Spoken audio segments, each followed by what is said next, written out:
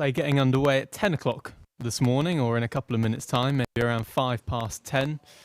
As we mentioned yesterday, the schedule of these games is often ever-changing.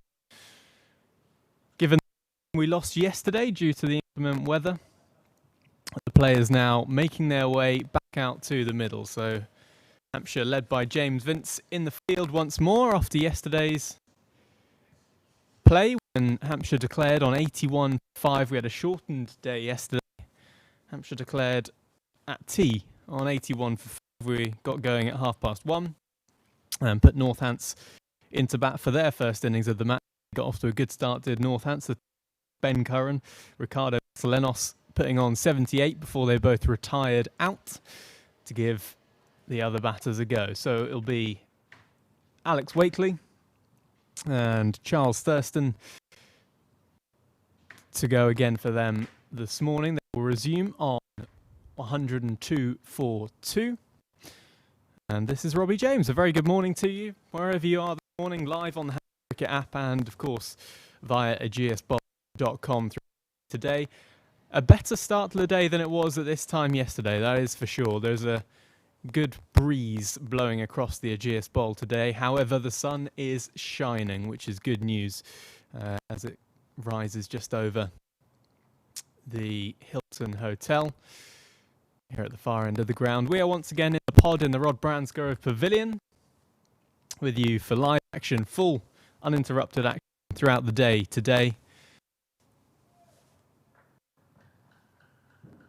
And it's going to be James Fuller to get the morning underway for Hampshire from the Hilton Hotel end. Brad Will, my apologies. First ball of the day. A bit of early movement into Charles Thurston, 12 not out. Alex Wakely, 12 not out. Partnership worth 24 so far. And I will, of course, be joined by Dave Allen shortly, but as we mentioned, the unpredictable nature of this format. We start at 10. Dave Allen, very much the same as me, assuming it would be a 10:30 start. Dave Allen, not here quite yet, but I'm sure he'll turn up shortly. If not, it'll be a long day, just me and you. More movement off that pitch from Brad Wheel. Just a reminder then, for anyone not watching or listening yesterday, interesting day's play. Certainly Northants with the stronger day if it was a game, as we will see in a few weeks. Liverpool Victoria Insurance County Championship season gets underway. You'd certainly say the Northants have the better of the day with the bat and the ball. And Hampshire looking to fight back first thing this morning. Solid in defence from Charles Thurston. Yeah, we saw yesterday some real accurate bowling at the start of play from Northants of Ben Sanderson, Tom Taylor picking up a couple of wickets, bowled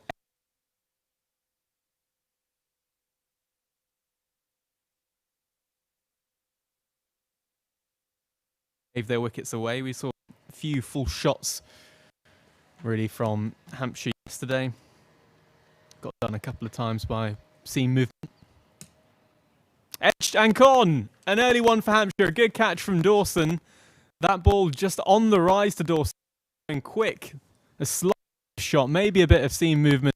Or just into Charles Thurston. And a good catch from Ian Dawson, who put a tough chance down yesterday morning. The first wicket of the morning. The first wicket Hampshire have actually got. 102 for 3. Charles Thurston on his way.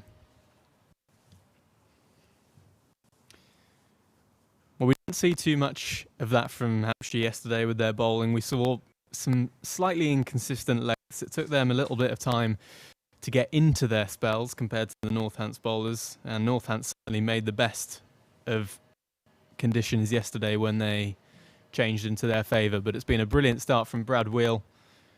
4 balls on the money, one of them picking up the edge of Charles Thurston, which is good news for Hampshire. Their first real wicket, the third wicket on the scorecard for Northants, 102 for 3. Dave Allen, Hampshire historian, has arrived. He'll be on in just a second. And making his way out into the middle for Northants with number 8 on his back. Is normally meant to be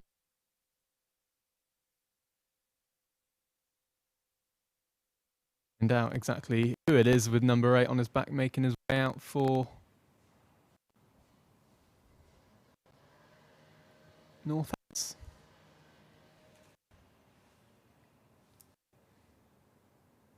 I wonder if they swap the batsman around because it's got Gay there now. I think you're right. He's on Norton now, so and I remember saying last night that I was looking forward to seeing Thursday. He did well last year, and I just arrived. You're right. What's happened is earlier this morning, I missed this, that for Northants, Emilio Gay has walked out in place of Alex Wakely, who was batting at the end of yesterday. Alex Wakely has now come back in. So Charles Thurston, Emilio Gay in, and now that Charles Thurston is out, Alex Wakely has come back in for another go. Just because why not? I'm already completely confused and disoriented this morning now. It's kind of funny, isn't it? Because yesterday morning we were told they're starting at 11, and when we got here they started at 10:30, except they didn't, of course. And then today we were told they were starting at 10:30, so I arrived at 10:05 and they kicked off. Excellent shot from Alex Wakely. Excellent over from Brad Wheel as well. Wicket making to get things underway. 102 for 3. I can't help wondering if they've done this because they've seen the weather forecast. Because there was a very good chance of lots of rain from around lunchtime. Maybe they just wanted to get in as much as possible. You could be right. The disappointing thing for me is that I could have been in on time because at 8 o'clock this morning I was having a second jab. And then I went home and sat around and had a cup of coffee and thought, no rush. And here I wasn't. Never mind. Great to see you here, Dave. Great to see you here. And I was the same, walking up the stairs at 2 minutes to 10. Got told it was a 10 o'clock start. Got my pace on a little bit. But we're all good now. And welcome, of course, to everyone, wherever you may be, Hampshire fans, Northants fans, general cricket fans, along today on the Hampshire Cricket App all day, and of course, ageasbowl.com. And if you want to come and say hello today on Twitter, of course, you can do that at Hans Cricket on social media. Come and say hello. Robbie James, Dave Allen with you for the entire day today. A better day as well, a better start to the day weather-wise, Dave. Fingers crossed. Flags flying in the opposite direction. I don't know whether that means anything in terms of where the weather might be coming from today. It's moving pretty quickly over there, isn't it? Quite light and silvery grey at the minute.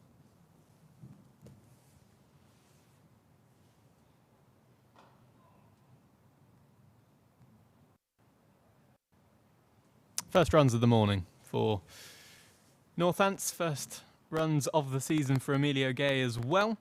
121 runs last season at 24 apiece.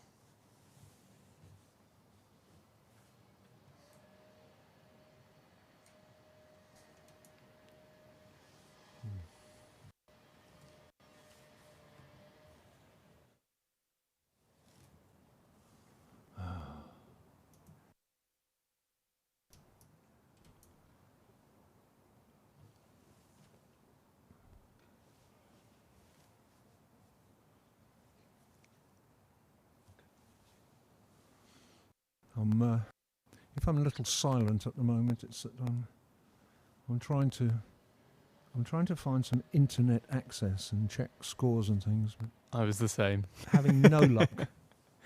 It takes a while. It's slow this morning, I can confirm. Well, I have a smaller device here with 4G on it or 5G or something. I don't know. So I'll see how that one behaves.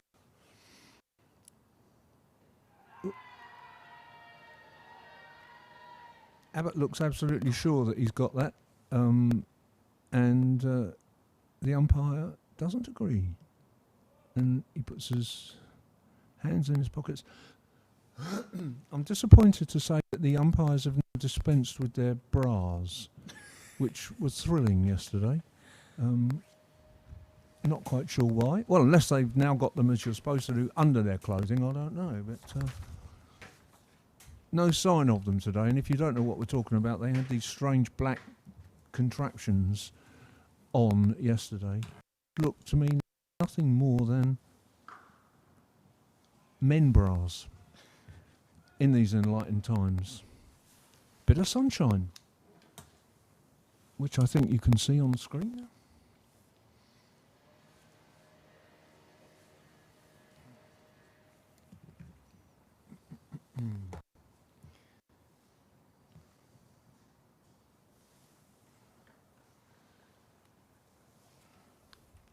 There's some cricket in other parts of the world today, of course.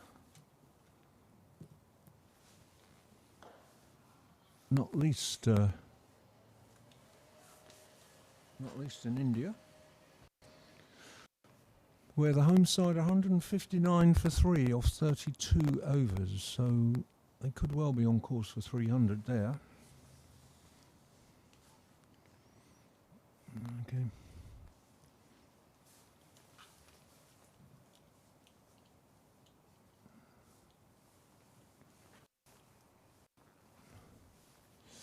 End of the over, 103 for 3, with Wakely, who has resumed on 12, and Gay on 1.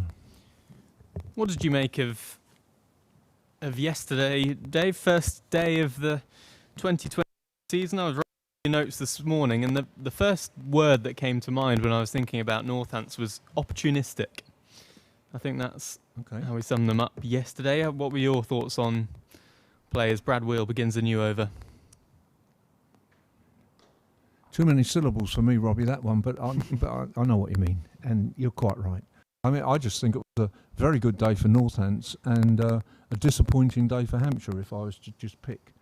Encouraging for Northants, disappointing for Hampshire, but overall, I would say, premature to be jumping to too many conclusions, of course, after one day. But I did notice one thing, which is that on my way out yesterday, I walked down the outside stairs from the top roof of the atrium, which I'm sure a lot of people listening will be familiar with. We watched both of us the way we're going in and out.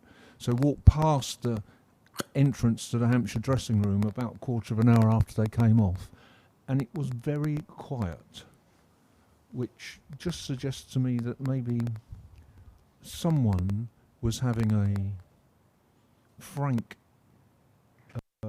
word with them. I don't mean having a go or tearing them off a strip. I just mean there was probably a fairly quiet conversation coming from the coaches. That's been a good start from Wales. Yeah, lift there. Better start from Hampshire in general, actually.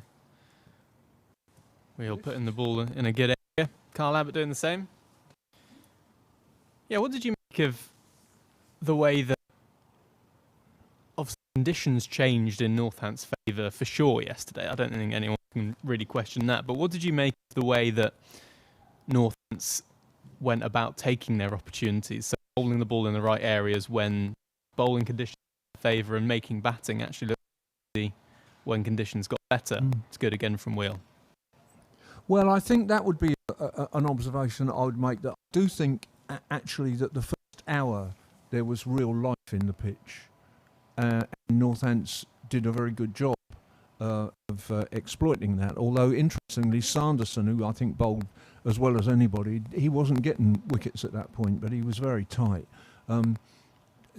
Taylor bowled one or two hittable balls, but he took the early wickets. So I think they exploited those conditions very well. And I think we didn't have the advantage of that when we bowled. I was thinking about it last night. We won the toss at 10 o'clock. We chose to bat. Then suddenly it rained. And so suddenly lots of covers go on, which, sweat a bit, don't help the pitch to dry out.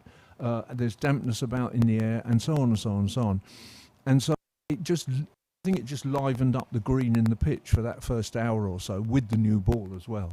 And that had gone down by the time we bowled on it. And of course, it's possible. I mean, Wheeler's taken a wicket this morning. It's possible. It's been under cover all night. It's just sweated a bit again and just greened up a bit. And they need to exploit it. They haven't got a new ball now. It's, 28 overs. So it's not a new ball, but that may have something to do with it. That had we won the toss at 10 o'clock and started at 10 o'clock, the pitch might have been quite firm and dry, and we'd have got off to a better start maybe. So conditions didn't help, but it's a good day today for Hampshire to have a better day and just improve a little bit on what happened yesterday. Couple of runs added this morning for Northants, as you saw there. Ricardo Vassilianos and Ben Curran put on 78 for the first wicket. Going for declines a second.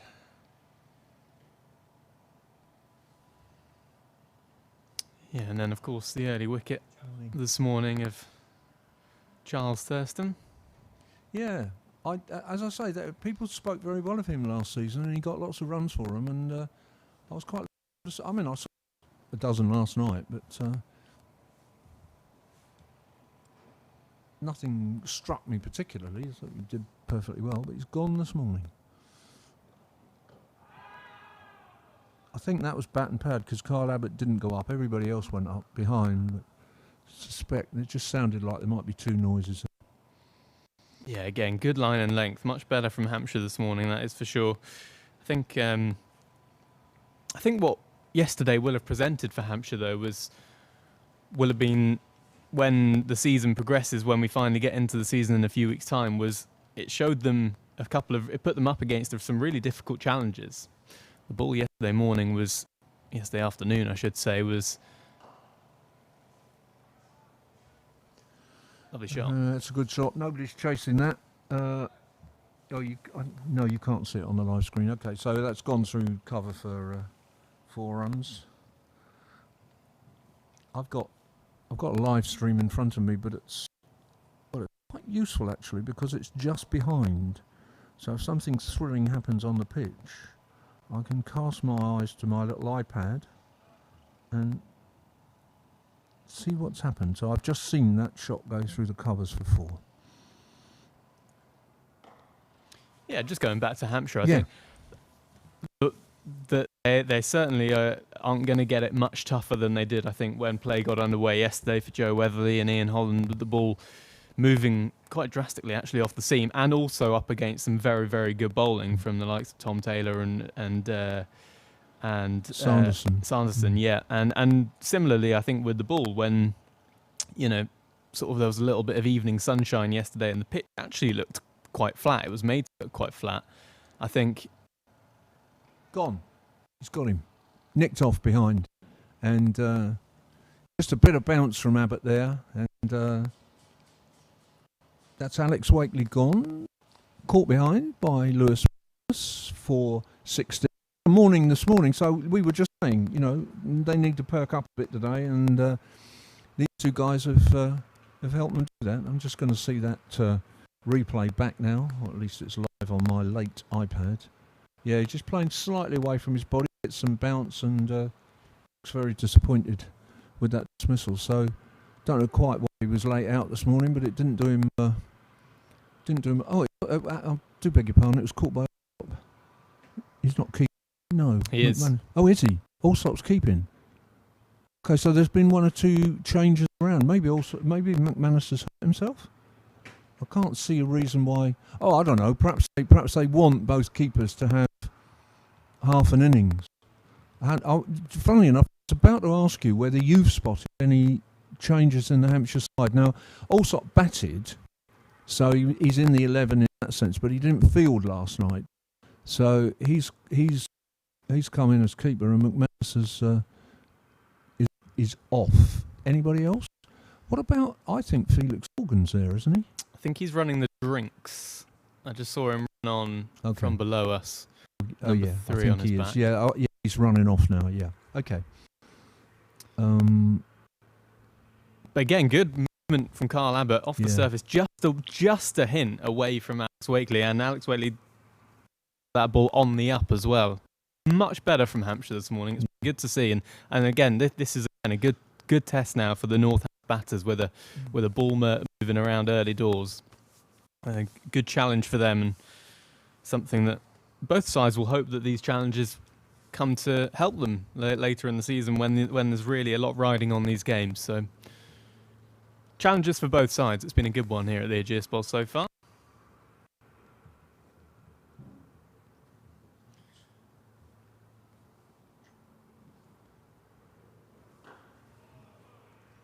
And should have told you, sorry, the new batsman is Rob Keogh, who's a bit of a Northants veteran these days, I think. I don't think, according to my record, well, he might have played in the Bob Willis Trophy last year, but if he did, he didn't do much of any great significance. So he's in. And that's the end of a very good over. And Abbott is 1 for 17 or 7 now. Bowling pretty well. Is that 29? Yep, excellent start this from Hampshire this morning. Couple of wickets. Just a few runs added. 7 runs added this morning from Northamptonshire. Some better looking bowling figures already for those two Hampshire openers, Carl Abbott and Brad Wheel.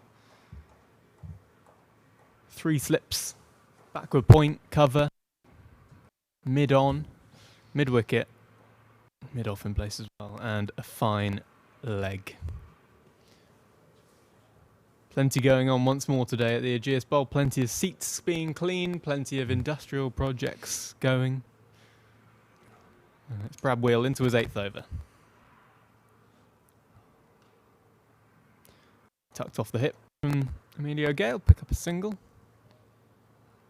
We did remark last night, Robbie, that they've got a lot of bowlers out there, Hampshire. Six seamers and 2 spinners, so it might be that they won't mind if Northants bat and bat and bat through the day, although 110 for 4 now, so they may not. Don't know what their tailor's like, really, because I would have thought they'd want to get most of those with some overs bowled, to be honest.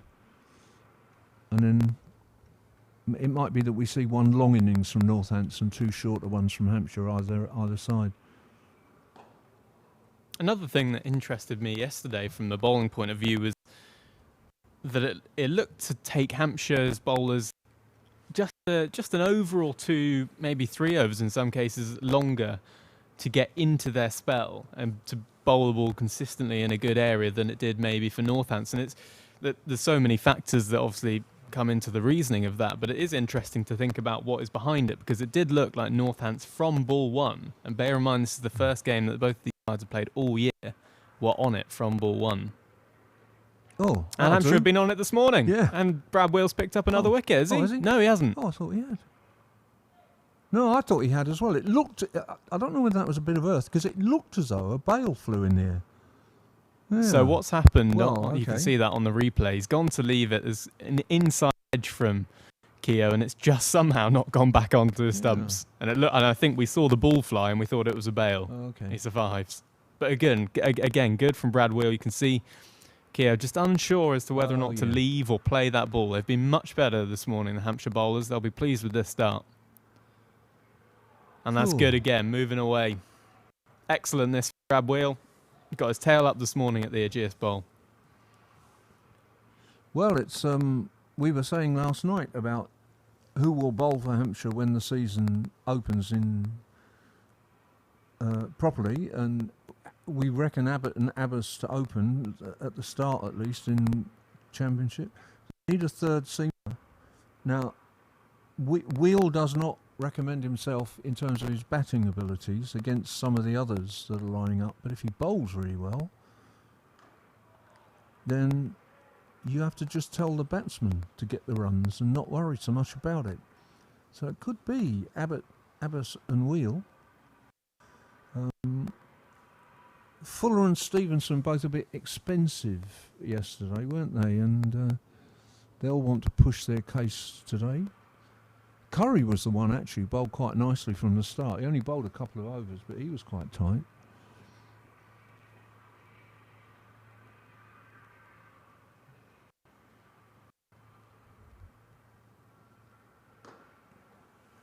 Pick up a couple here. We'll Keogh. Nicely timed off his hip. And they'll come back for a second. Another good over for Hampshire. 3 from it. They've made a good start this morning. 30 overs gone, 112 for 4.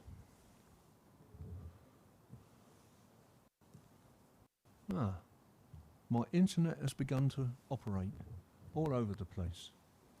I've got internet to the left of me and internet to the right of me. It does take a while.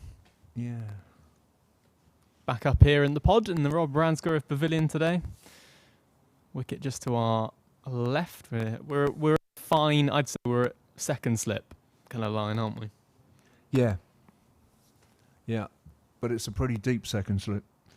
You'd have to get a big top edge for us to catch it. I don't know how high up are we? I don't know.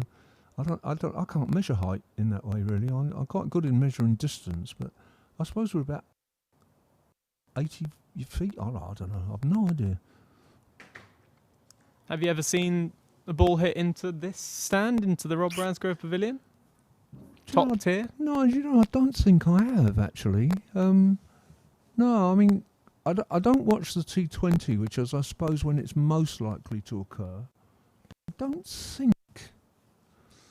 I was famously once at... Well, I wasn't famously. The occasion was famous. I was at one of the Gillette Cup finals in the 1970s when a Glamorgan batsman... What was his name?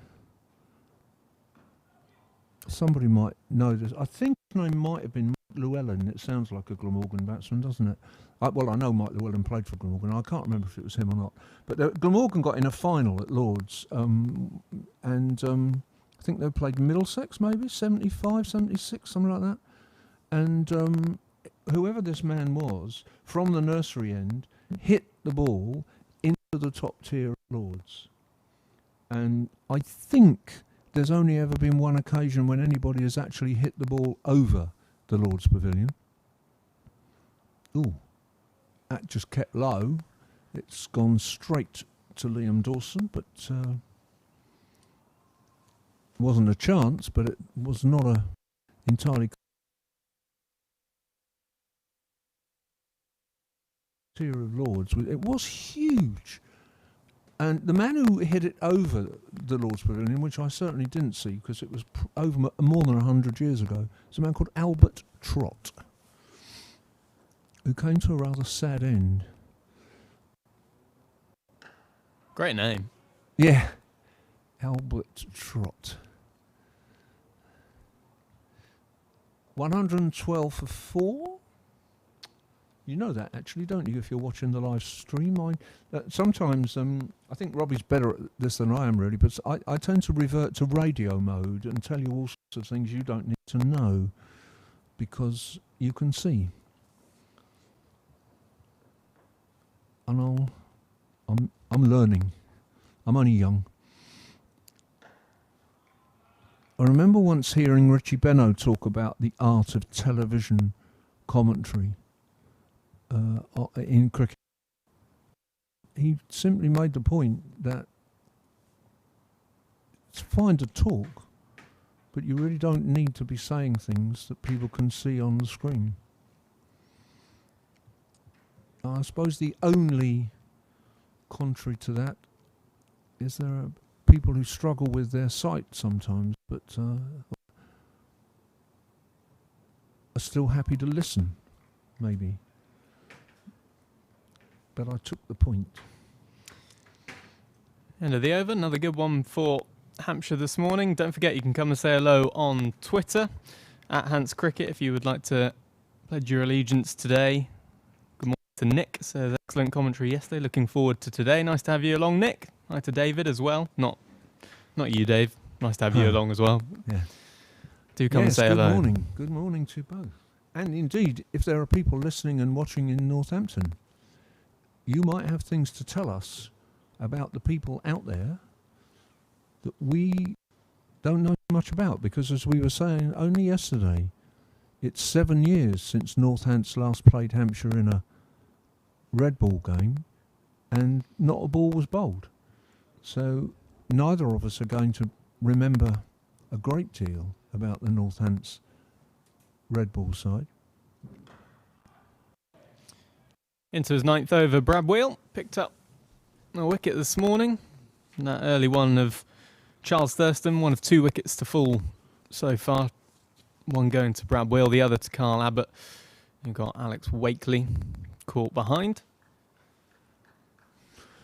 Actually, you know, the person we didn't mention praising Northampton, who were very good yesterday, is Gareth Berg. I kept saying Ben Sanderson was good and Taylor for sure. Gareth Berg bowled really nicely yesterday. That'll be 4. It will be nicely timed shot. Short boundary to the leg side. Second boundary in the morning. Robert Keogh goes on to 6, 116 for 4. I've just looked up Emilio Gay. Emilio Nico Gay. Great name. Went to Bedford School, born in Bedford. So fairly local to Northampton. Left-hand back, right medium, squad number 19. We know all that. Debut Northampton 2019, but didn't bat or bowl. That's a bit unlucky. Good again from Wheel, getting a bit of away movement. He did get a debut in the Bob Willis Trophy last year, however. He made 121 runs at 24.2 naught. So he's not quite 21. He's 21 next month. Born under the sign of Taurus. So he'll be earthy, well-adjusted, practical. Everything that Dave Allen is, really. Yeah. I have a resident astrologer, so I know a few of these things, you see. But it's all a bit Mickey Mouse for me, really. Nice looking shot for no run. A few beanies out in force today. One for Carl Abbott and mid-on. In the slips as well for Joe Weatherly as well. Backward point, I think that might be. I don't feel as cold today, funnily enough. They said it was going to be colder, Robbie, but I'm not as cold today. I haven't put the fire on yet. I was a bit pathetic yesterday, to be perfectly honest with you.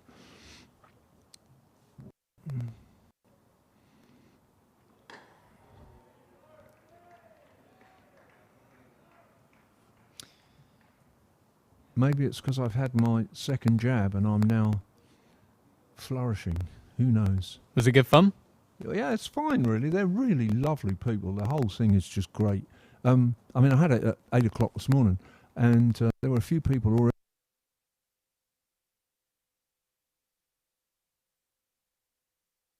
worried I hadn't got my second one booked, and it was about 8 weeks ago. And then Monday they sent me a text and said, you've got to get online and book, which was fine. Oh, that looks good. Coming back into Robert Keogh there. Another good over from Will. He's been good this morning. 9 overs, 1 for 31, 116 for 4. Very impressed by him this morning, and that's nice. Yeah, so I went online, and it said at the top, you know, you should book after, the next one after 12 weeks. So I had about 4 weeks to go, and I went to book, and all it offered me was Thursday and Friday of this week. So I just thought, okay, I'll take a chance, and they were fine. Yeah, they just said, well, it don't matter. If you've booked and if we've got a space and if we've got the jab. So I've had my second one. They did say to me it might. I didn't have any after effects from the last one. They did say this one might have more of an impact, but I feel perfectly okay so far. Good news. Puts me at ease. I'm interested in Gay partly because we had one. We had a man called Leslie Hewitt Gay. I've just looked him up because I can't remember everything. He was in 1871 at Hampshire.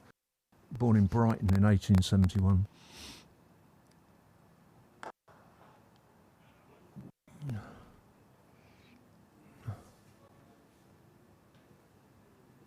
Lovely looking That's shot. Gone for 4. Yeah. And it's not a very common surname, I think, Gay. But as I say, we had one. He was an amateur, born in Brighton in 1871, but rather an interesting story. He went to Marlborough and then won his blue at Cambridge University. He was amateur, obviously a bit posh. Played briefly for Somerset in 1894, before Hampshire was a first-class county, of course, but Somerset were then.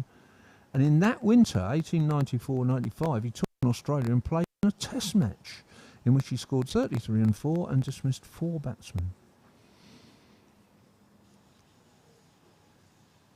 Oh, that's for him. Nice again. And then in 1900 he came to Hampshire and played 9 matches and one final game for MCC against London County. And he was a... This is interesting as well, if you think about the modern world. I don't know if you watched the footy last night. He was a good footballer, keeping goal at University, which would have been in the 1890s, and for England. So it doesn't say Arsenal or Manchester United or Benfica or anything. This is for the University and for England. Those were the days, huh? Dave Allen, you never fail to impress. Hmm? You never fail to impress. Well, I'm reading. I did write that, in fairness, but I wrote it having researched it, but I was looking it up. But it just struck me that the reason I'm interested in him particularly is that somebody once produced a print which had pictures of all Hampshire's England Test players, and his picture was on it. It was a hand-drawn thing, and I kind of said, well, no, he wasn't a Hampshire Test player, you know.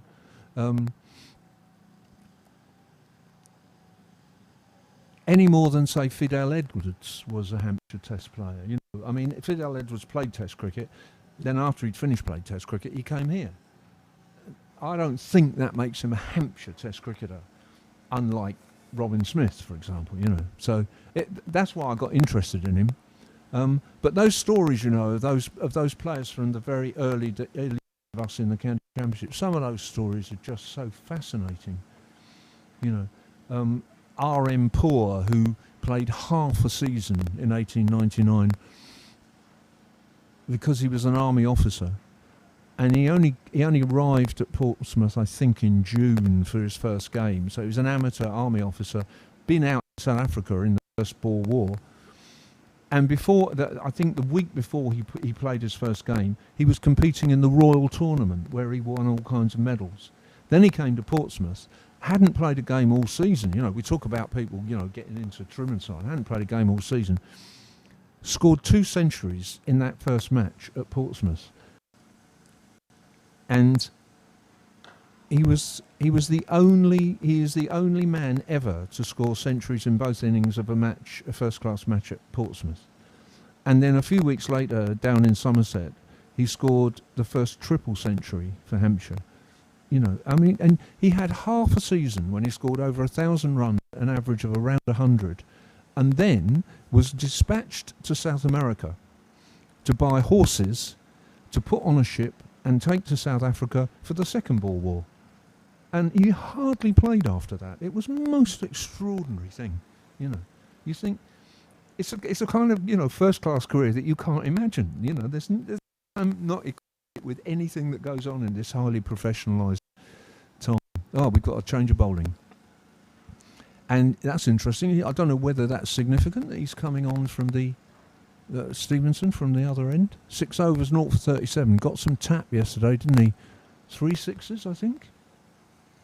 It settled down a bit to, you know, after that, which I'm glad about. He's a nice chap. Yep, one of those bowlers that just took a few overs to get into their stride yesterday. Be looking to put things right this morning, that is for sure. And that's a good looking shot from Robert Keir. That's going to go all the way to the boundary, is it? No, it's not. It'll be pulled up around 5 yards inside. They'll come back for 3. And that's the 21st run that's been added so far this morning. Couple of wickets for Hampshire as well.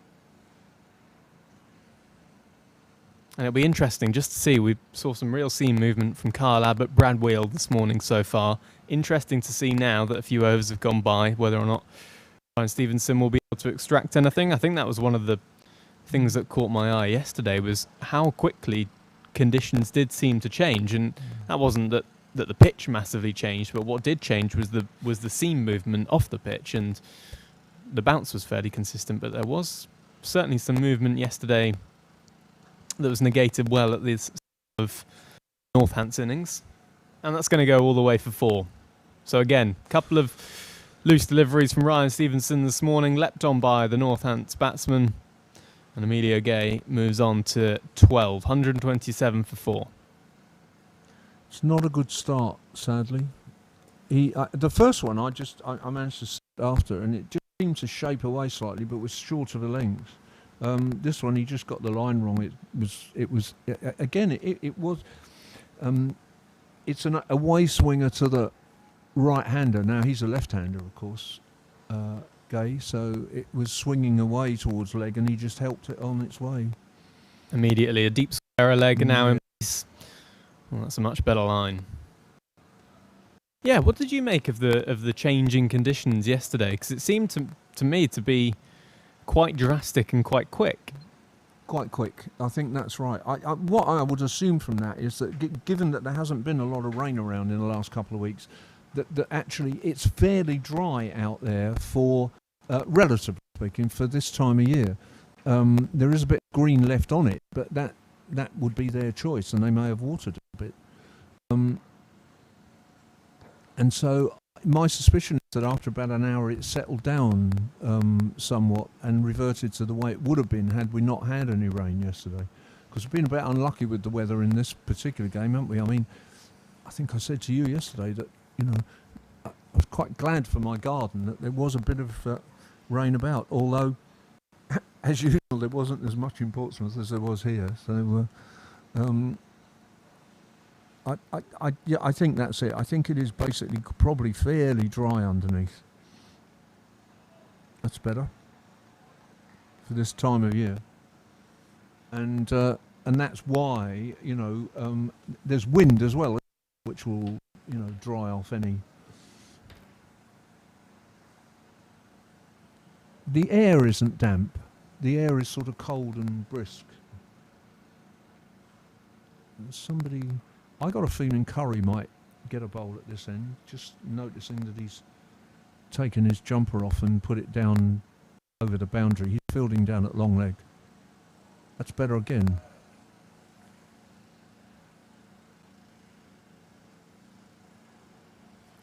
Yep, had 40 minutes or so this morning at the Ageas Bowl. Ryan Stevenson bowled 7 overs, 127 for 4. Another thing that interested me yesterday, Dave, a few pointers that I wrote down, was the positivity that Northants did show when they came out to bat. Yes, the conditions were in their favour, but I did seem to see a positive mindset from them. They weren't playing rash shots, they weren't playing high-risk shots, but what they did do is they did show intent to the Hampshire bowlers. They weren't afraid to use that short boundary. They weren't afraid to try and play some shots if there was a bad ball, if the bowlers dropped it short or pitched one up in a half-volley length. Do you think that might have been we might have seen a genuinely conscious tactical change from Northants yesterday to try and be in contrast to us? Contrast to generally seeing county cricket. Scott Curry, by the way, to start a new spell from the pavilion end.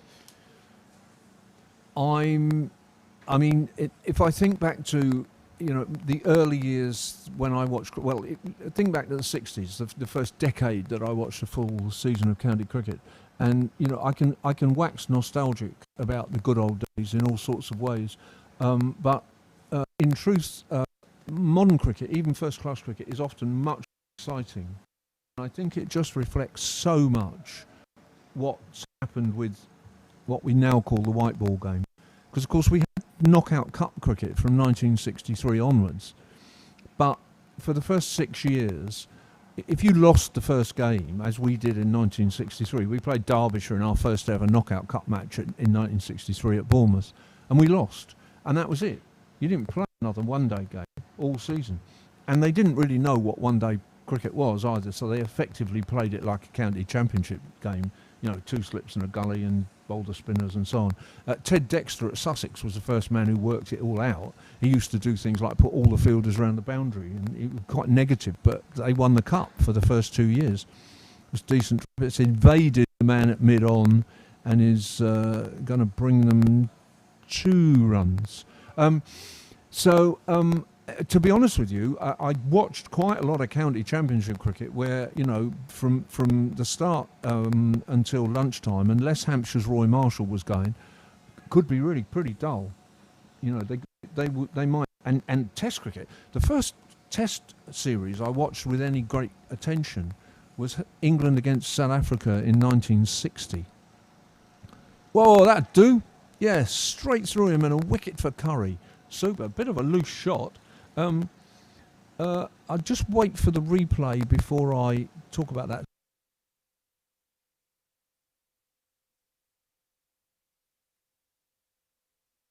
5 runs and over, which in the modern game would bring you 240 runs in a day.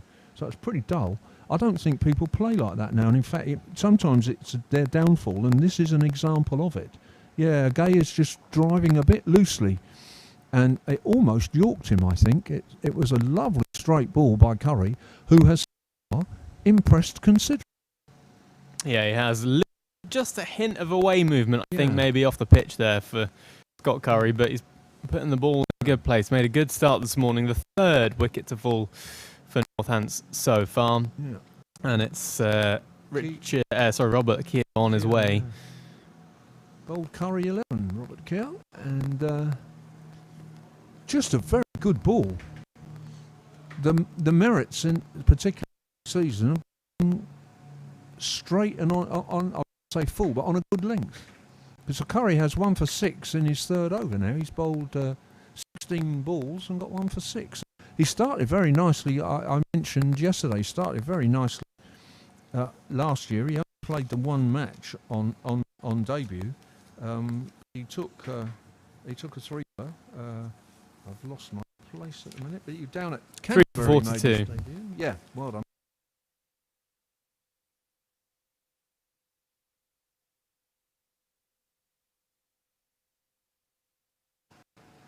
Bowled Curry 129 for 5. So it's just possible that what we're seeing now is the Northants innings rather hurrying towards a conclusion. I don't know. The new batsman is the wicketkeeper Rossington. And can I tell you about him? Well, he actually had a decent Bob Willis series last season. Almost 200 runs at almost 40. So he's one of those keepers who can bat a bit.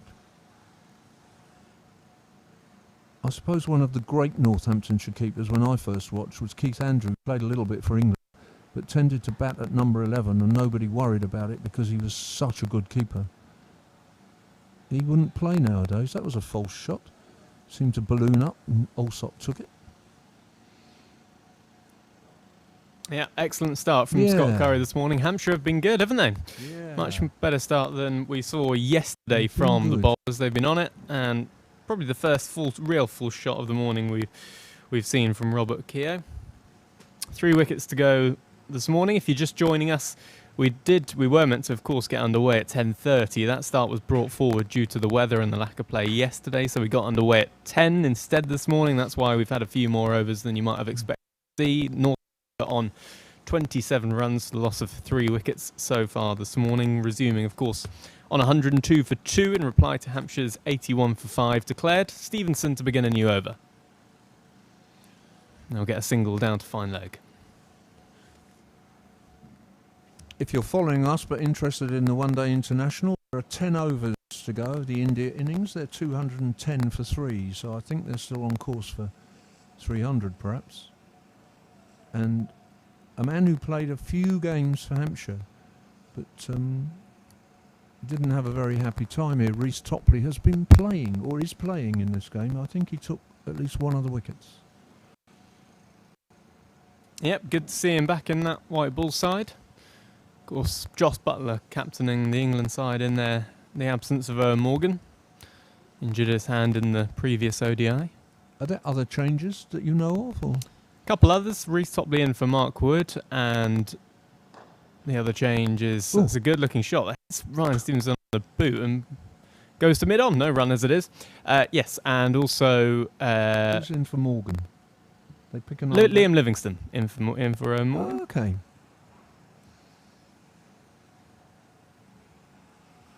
So good to see some ODI debuts for the Lancashire man. Of course, Lancashire fans, we're hoping to see the likes of James Vince, Liam Dawson, Mason Crane back in that England side at some point. I'm looking forward to seeing Mason Crane bowling here. I'm not sure if we will. Is he out? He is out there, is he? I can't see him at the minute. He was last night, sure, but Vince and Dawson and Weatherly are the three slips with Alsop, wicket keeper. Who's at point? That's Mason Crane with a bobble hat on. They have team colour bobble hats, which are a sort of gold and blue colour. Big fan of these. New part of the New Balance kit, of course, that was launched last week. Yes. Tell me about that. Balance. Is that the company name? New Balance. Yeah. Yep. I've not heard of them. But Uppish from Rossington Stop. Yep. So brand new club-wide kit partnership was announced with New Balance last week, and with that came a new training range that was unveiled, and of course you can purchase that now on the brand new store, which is store.ageasbowl.com. And you may have seen also earlier this week Hampshire unveiled their brand new playing kit for the Liverpool Victoria Insurance County Championship. That's also available online at store.ageasbowl.com, and there'll be runs there for Rossington, potentially 4 of them. I'll come back for a second, just pulled up inside the boundary rope. Yep, so you can go to store.ageasbowl.com to purchase that, and £5 from every shirt sold will be donated to the NHS. And that's a good plan. I like that plan. End of the over, 32 for 5. Yeah, good. A very white kit of Hampshire, the slightly more cream kit of Northants. Both looking good, both looking fresh. Not too many stains on them so far, not too dusty, that's for sure. More mud than dust, I think, at this stage of the year.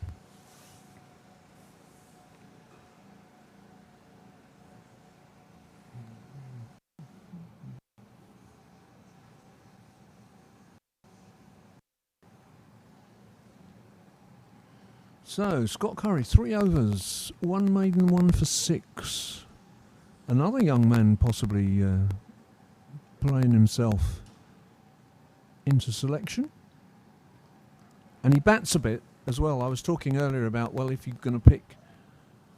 I'm pretty sure Abbas doesn't, but I think he's got a highest first-class score of 40-odd, but it's pretty rare. I think his first-class average is under 7. Abbas certainly can bat quite usefully. He had a very odd spell a couple of years back when he couldn't get a run, but on the whole, he's also had a couple of seasons recently where he's made over 400 runs for Hampshire, so he certainly can bat. I think number 9 would be fine for him.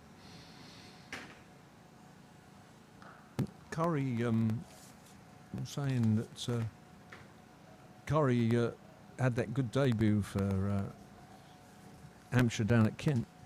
He scored 38 in the first innings as well, so 38 and 342 on day.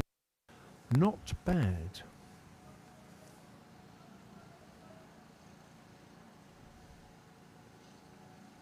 Slim, tall figure. Reminds me a little bit of a Stuart Broad with a slightly more front-on action.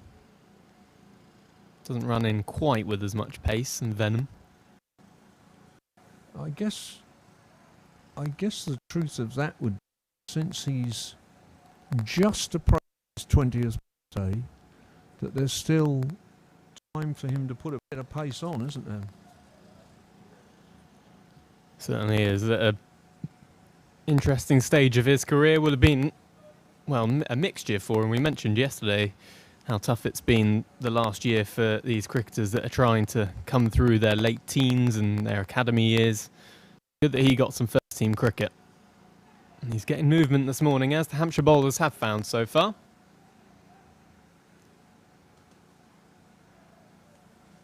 Well, he'll be all right if he turns out like Stuart Broad as well. Although we might lose him, I suppose. I'm very heartened by the thought that Hampshire are producing their own bowlers now. It's not been... I mean, they have in the past, but, you know, not so many. James Tomlinson, of course. Chris Tremlett, although he had a significant advantage in his upbringing.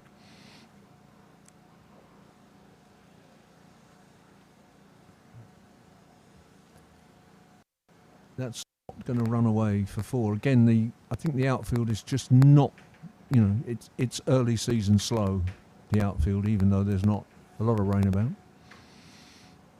The clouds are still reasonably high, although it has filled in a bit.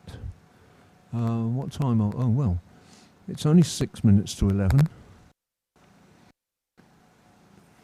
Shouldn't have started yet.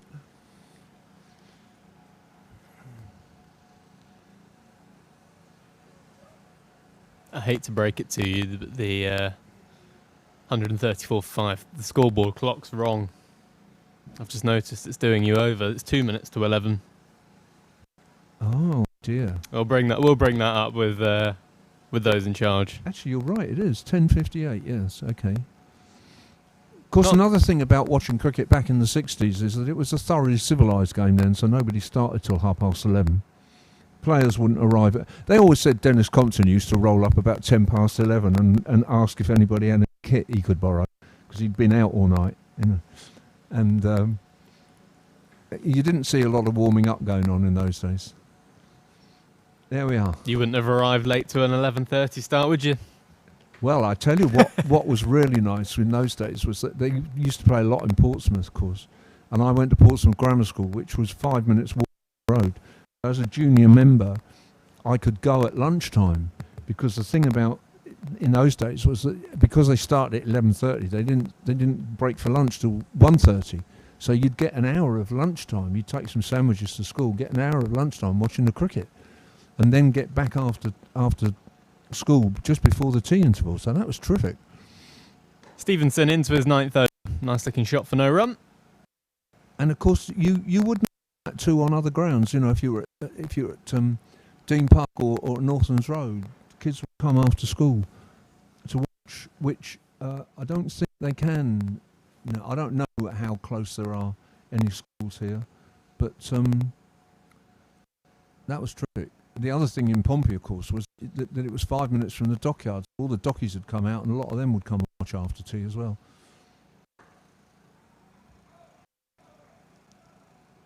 All of which would boost the attendance and the atmosphere and so on. Rossington 2 not out. Gay 15 not out.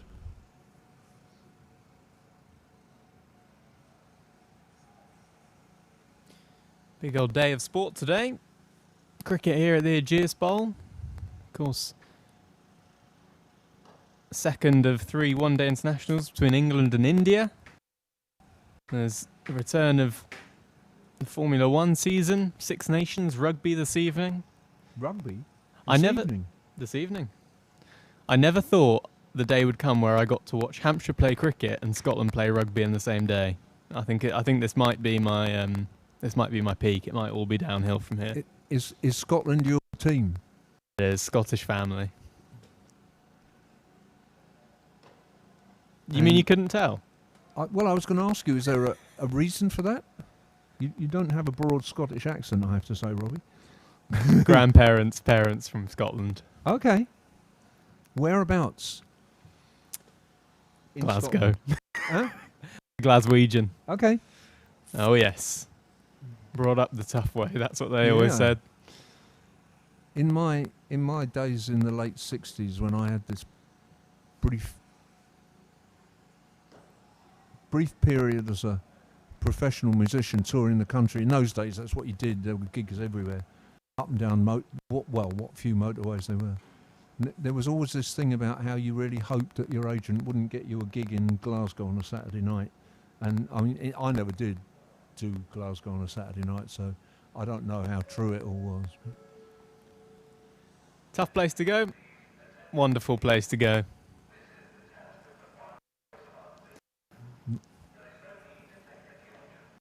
Better over from Stevenson. That's a maiden. He's bowled 9 overs, 0 for 47, 134 for 5. And I'm only sort of half engaged with. Oh, there is a fire alarm test which you might be picking up, but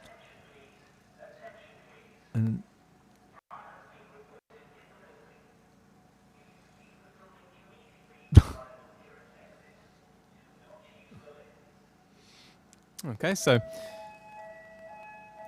fire test drill taking place. We did think that for a second that the players were coming off and we were all going to have to leave, but by the looks of things, it's a sanitisation break, which has just happened to occur exactly the same time as a fire test drill. So I think all good here. We're all right, Dave?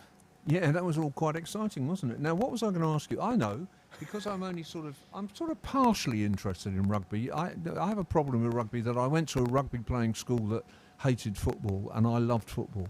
So I've always had this kind of slight resentment about it as a consequence. So I'm not really au fait with what's going on. So who are Scotland playing tonight? Scotland versus France this evening. Final game of the Six Nations. That's a bit key, because if France win it by loads, then they win everything. Is that right? They do indeed. You've done your research, Dave. Yeah, If I do. France win Yeah.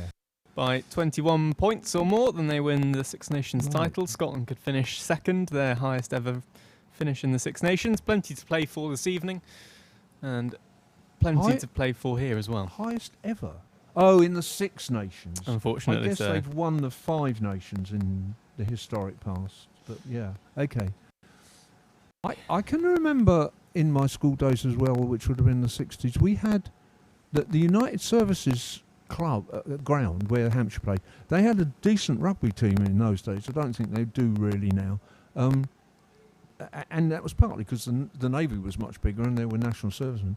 And I'm quite sure there was a Scottish international who was probably a sailor, and it was in the days when rugby union was entirely amateur. There was a Scottish international who played for United Services Portsmouth. And I'm just wondering if I'll ever remember his name. I think it's unlikely, but it might come to me. I'm pretty sure that's true. I don't know.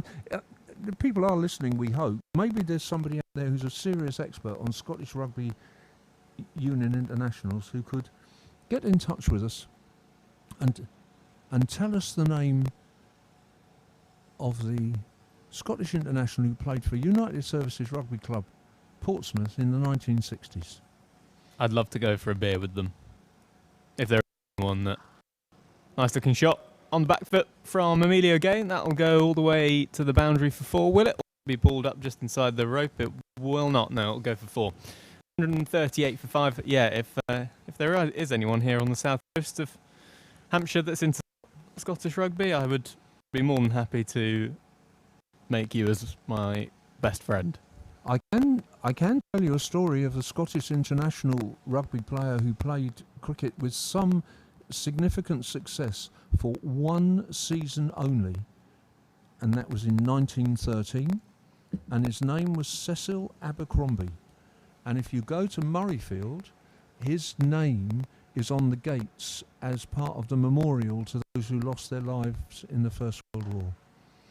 Cecil Abercrombie, who was a naval officer, and therefore I think again probably based in Portsmouth, and was the first man, we were talking about it yesterday, was the first man to score a century on his class debut for Hampshire, it was against Oxford University, but they were pretty strong in those days, having previously played first class cricket only for the Royal Navy versus the Army, which you have to conjure with that really, but they were first class matches in those days.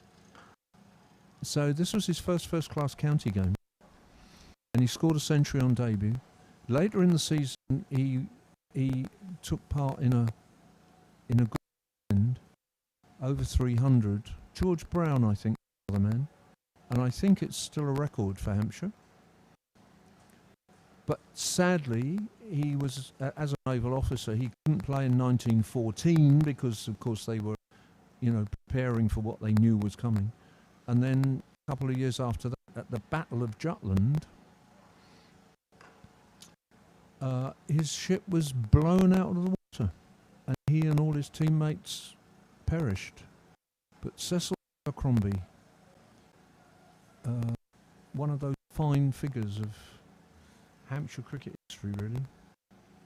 So, and he was a Scottish international rugby player. I'll look up his partnership records since everything is flourishing now on my internet. That's rather got yeah, he's still there. Sorry. That's right. It's rather got my appetite going. Thank you very much, Dave. Sorry, Robbie. If I needed any more motivation for the team, Yeah. 7th wicket. Partnership, 325. George Purcell Abercrombie versus Essex at Leighton, 1913. It's still Hampshire's 7th wicket record partnership. So he can become your favourite Hampshire cricketer now, Ron. Believe me, he is. I even have a photograph of him. Well, a few more clouds drifting in here at the Ageas Bowl. It's been a busy morning for Hampshire's bowlers. They picked up 3 wickets so far. A few runs added, 36 to be precise for Northants. Ryan Stevenson just finding his way into his groove, just searching for that consistency that these bowlers are looking to get in their legs over the course of these 2 days. Tucked away, pick up a single there into his 10th over. I think it is interesting that he's turned to Curry early. That presumably has come out with that as a plan, and you know, Curry has got the call ahead of Fuller and ahead of Holland as well. Holland hasn't bowled today, and neither have either of the spinners. Whether it's just too cold and they don't fancy it, it is. It's not blisteringly warm, is it? I was saying earlier I feel warmer than yesterday. I think I do, but my feet are warmer. But it's not. It's not deck chair weather. Certainly not. That Hampshire flag just being thrown around a little bit more in the breeze now. Cold day to be fielding that slip, that is for sure. That's good from Stevenson. Bit of extra movement just away, just taking that ball away from Gay off the pitch. We've not seen too much swing in these couple of days, that is for sure, but what we have seen is sea movement. Good to see from Ryan Stevenson. Just feeling his way, just getting into a little bit of a groove here, which is good to see. A tough start yesterday, tough start this morning as well. Yeah, I guess it's early season, but I wish he could bowl more balls like that. He'd be, but then, you know, down the leg side. Left-hander, but even so. He's a man who's played much more in the T20 than in the other competitions. England are getting absolutely mullered. I think that's the word. 47 runs in 3 overs they've conceded. They seem to be struggling at the moment with death bowling, don't they? Or perhaps India just bat wonderfully well.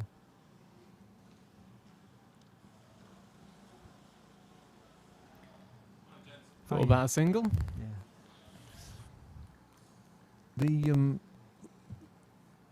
We have occasional visits past the window from Northants staff and players, simply because they want to sit up the other end outside on the top level and watch in line for sure. So Chris Little, their bowling coach, has just gone by. David Ripley, their coach, went by earlier.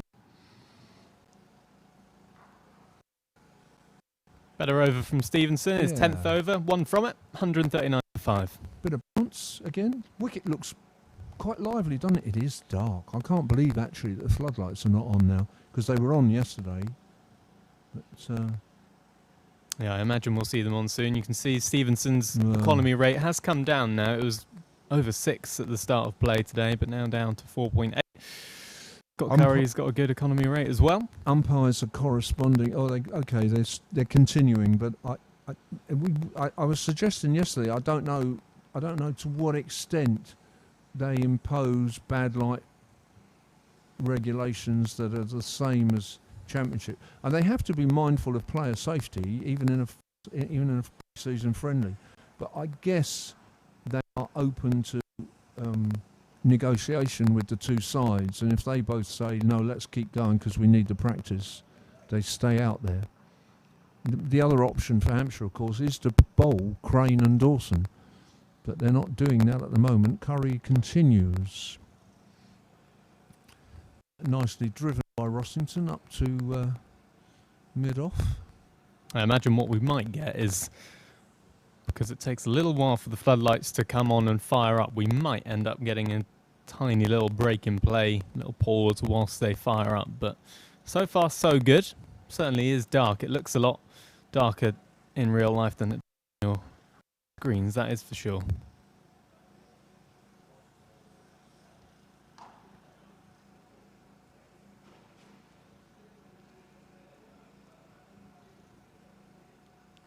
I guess Gareth Berg might appear next for Northamptonshire.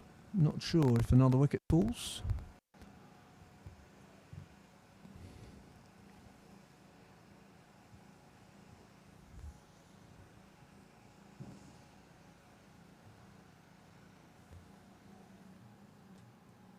Ooh. Didn't time that. Has a look at the bottom of his bat as soon as he does it. I know who broke a bat in an Archer. Big chunk came off the bottom of a bat. They do say that this is to do with these modern bats, which are very thick. That they're not actually that heavy. They look very heavy in comparison to the sort of thing I used to bat with. But they're not, because what they do is to suck all the water out of the wood. But that makes them much more prone to damage. They don't survive. That was a good ball again. Well bowled. Yeah, he's got some seam movement again this morning. They're pressed now, aren't they, those bats? That's right. 30, yeah. That's right. The last bat I used in club cricket for many years had initially been the property of Barry Richards. And he flogged it to a mate of mine who was on the Hampshire staff, who played a few games, handful of games. An old school friend of mine. He was a bowler who wasn't playing so much club cricket afterwards. He flogged it to me when we were at college together, about 1974 probably. Oh, what? Just doesn't connect. And I used it for years. It was one of those grey nickels with the red streak down, you know, and there was never any hint that anything might. I lovingly rubbed it with linseed oil about this time every summer. And just, mind you, when I say I used it for years, we're not talking about 6-hour innings where I came off with 183 not out very often. So, but we are talking about the wonderful smell of linseed oil, which is something that every cricketer out there, well, maybe loves, maybe hates. I don't know. It depends how you view it. There were two smells at the beginning of the season. Three. That was one. The second one was opening that bag and remembering that you didn't do the laundry. And then the third one was the smell of dried grass and mud on the boots when you started cleaning that off and remembering that that had been there for 8 months as well. Those were the three smells that signalled the beginning of the cricket season. And some average smelling ads. Floodlights are now on at the Ageas Bowl. The ground staff just sitting away to our right again, just perched sort of 10 metres apart on the hover cover. Fingers crossed it won't be used for a little while. That Hampshire flag now, we're keeping an eye on that this morning, is really blowing at the moment. So the wind has got up. Players look absolutely frozen. All is very normal. I've just seen the long shot from the scoreboard, and you can almost see us. You can't quite see us, and in fact it's gone off now, but Robbie and I are right at the top of the Rod Bransgrove stand. If you had a magnifying glass or a large screen, you might just spot us, because we're both in fairly colourful tops. Mine's orange and Robbie's is a kind of orange with more red in. It's actually. red. It's a redder orange, but it's not a bright crimson red. It's absolutely red. I've had this conversation. It's beautifully bowled, Ryan Stevenson. Oh, and again, more movement off the pitch. I've had this conversation with a fair few people, and I mean, this isn't great for the fact that you can't see us, but it's absolutely a red jacket that I've got. There's nothing orange about it. But everyone I seem to meet says that it's got some orange about it. I have to say I don't agree that there's nothing orange about it. There's more hint of yellow in that than there is in crimson, which is also red. And I am speaking as a former art teacher who still paints. And normally on a Friday morning, Robbie, I would be mixing colours. I mean, it's not as red as the flash on your shoes, Flash on my I'm shoes, sorry, you it's can not see as from- orange. I think it's not as orange, but it's not as red as that no smoking sign in front of us. And I know that if I was wanting to mix that colour to paint your portrait, that how I would get that colour would be to add a little bit of yellow to quite a lot of red to get that colour. Anyway, we're both quite colourful, so if you see us again on the screen, check it out.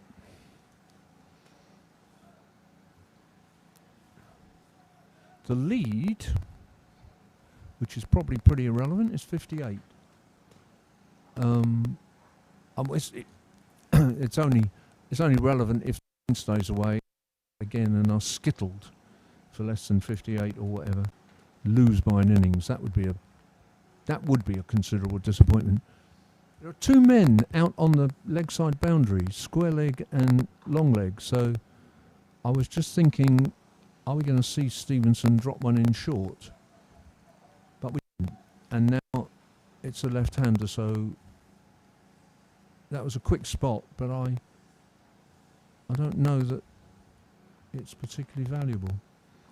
Curry, who's having to bowl at this end, is also having to run from long leg for the right-hander to long leg for the left-hander, which I suppose is one of the indignities of being a teenager.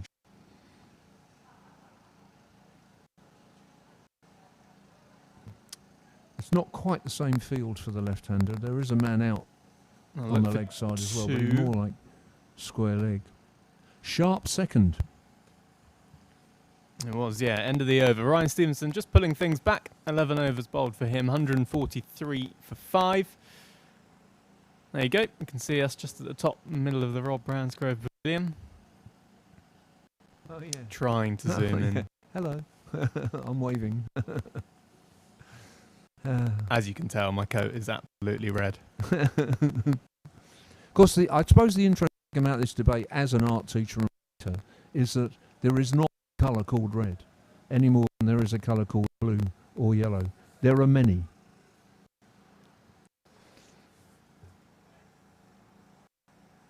Ever philosophical Dave Allen. Good morning, this for Hampshire. Yeah, I think it has been a good morning for Hampshire. This is a new bowler. It's Ian Holland. No, it isn't. It is.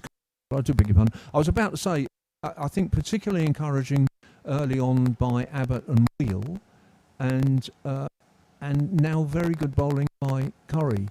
Stevenson hasn't had such a happy time, although as Robbie said, he's pulled it back. 11 overs, 0 for 52. But yeah, I think it's been a good morning for Hampshire. None of the batsmen have got on top and got away as they did last night, have they? That? Or is he going to catch it? Catch it? No, he tips it over the bar and it's gone for... Oh, it's gone for 4, okay. I thought if he didn't catch that, it was going for 6. Can't see for the life of me who's down there, at least 100 yards away. Somebody down at long leg almost caught that, I think. Yeah, it went uppish in the air. You couldn't see it on your screen, but fine leg diving to their left. It was left and uppish. Just went through the hands and it went for 4. So definitely a chance drop there for but a chance nonetheless. So life for Rossington. He survives. He pretty much kind of gave it up one way or the other, really. He didn't run. He just kind of watched and thought, well, I'm either going to get a boundary for this or I'm going to be out, and I won't skip her. So, kind of unlucky for Curry, but I'm not sure that it was a trap, as we were discussing. You know, suggesting in the last over Stevenson was maybe setting a trap. I'm not sure that Curry has, so sort of unlucky, but maybe not the best ball he's bowled so far.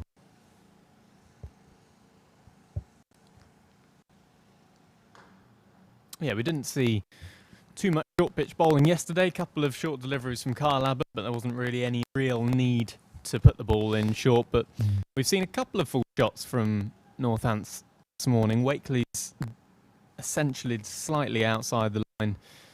Drive slightly pushing at a ball, and then that from Wellington either wanted to hit it for 6 or hit down on it to the long boundary. Generally, Northants here just trying to play their way into the day. Definitely, of course, difficult conditions, which they didn't pace as much of yesterday. So a job on their hands, just trying to consolidate, push the run rate on a little bit, just over 3-0.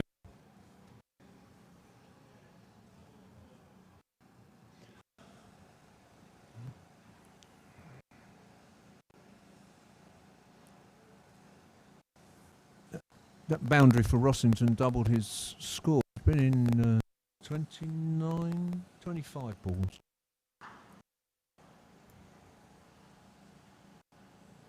Yeah. Well, fielding's been okay, really, but that wasn't.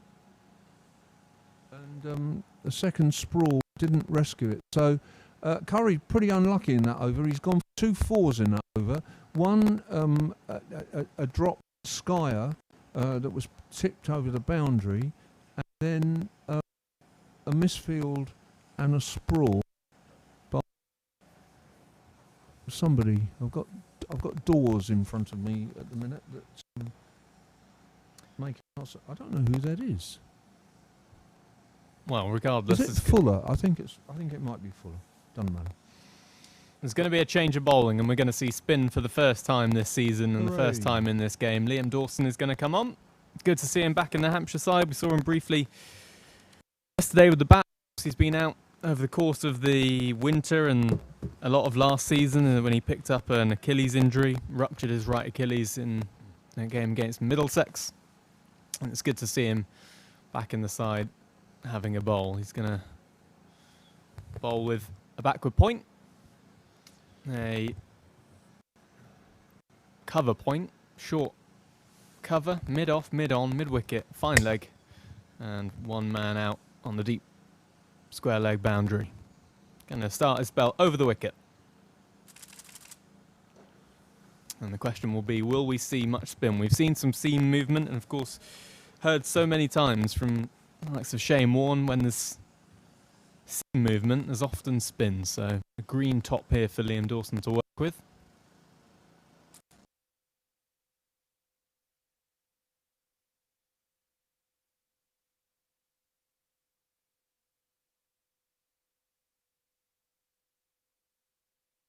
Seeing.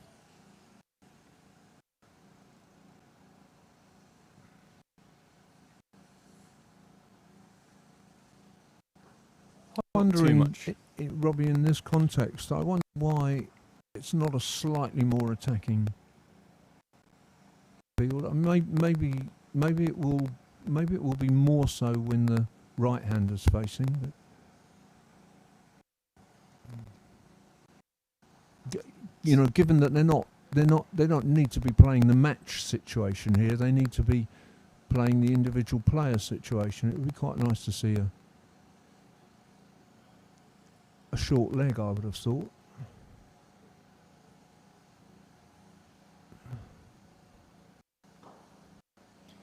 Lovely shot. That'll be 4 for Emilio Gaze. Looked good this morning.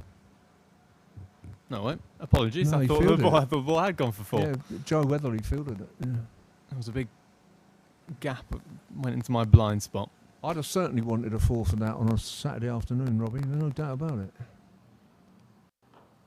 A maiden. Firing it in a bit, isn't he? He is. Maiden to kick things off for Liam Dawson.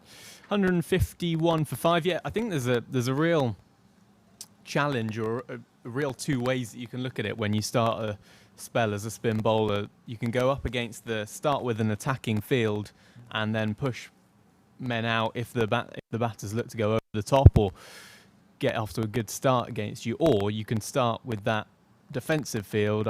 Again, Shane Warne, an advocate of this, starting with a more defensive field, and then as you build up the dot balls, you start to move your fielders in and become more attacking. Okay. So 2 different ways you can do it, yep, as you can with so many things in sport. I'm a man who knows spin bowling here, even though I'm named after a Gloucestershire and England spin bowler. Who you won't remember, I suspect. I don't know. Do you know? You remember David Allen, who bowled for England? I do indeed. A reminder, the Vitality Blast returns to the Ageas Bowl this summer. Home of Hampshire Cricket hosting 7 action-packed T20s in 2021. That starts in June the 28th. And the players are leaving the field. I assume because there is some rain. It's certainly dark. The floodlights have taken effect, but for some reason the players are leaving the field due to the weather. So as things stand, 151 for 5 are Northampton. You can potentially hear the hover cover revving up in the background as it begins its approach onto the wicket. So just a quick reminder, we'll get Dave Allen's thoughts in just a second as the players head off. We'll keep you updated as and when we know more. Just to quickly go through what we've seen so far this morning. Northants got underway 102 for 2. They had a lead of 21 over Hampshire's 81 for 5 declared. Few wickets, 3 wickets this morning to be precise for Hampshire, the first of which went to Brad Wheel. Good catch by Liam Dawson. It slipped to get Charles Thurston out for 12. Then Alex Wakely caught behind by Kyle Abbott.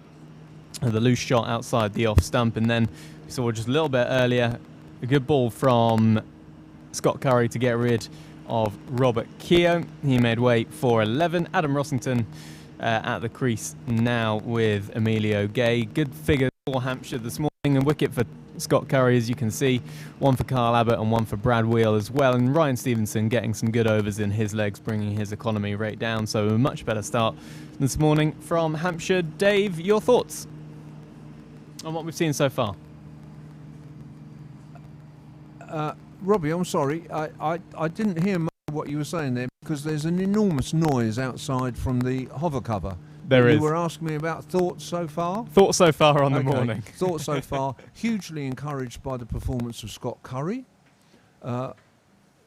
Less surprised but pleased to see Kyle Abbott bowling very well. Pleased to see Brad Wheel bowl well. I think he's at that point in his career, which is a rather important one, and so that's good news. Northants haven't dominated as they did yesterday.